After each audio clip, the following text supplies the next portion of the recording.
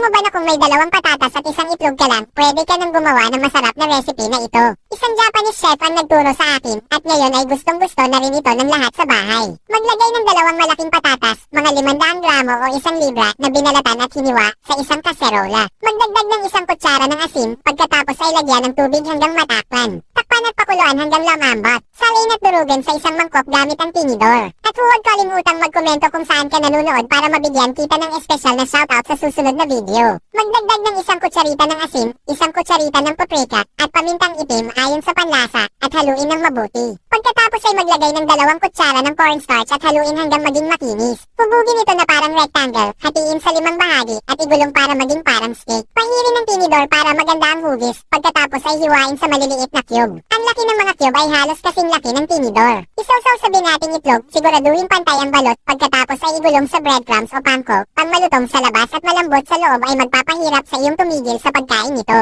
Iprito sa mainit na mantika sa katamtamang malakas na apoy ng mga 5 minuto hanggang maging golden at crispy. At handa na ang ating recipe. Pwede mo itong samahan ng kahit anong sawsawan na gusto mo. Ginamit ko ang guacamole dahil paborito ko ito.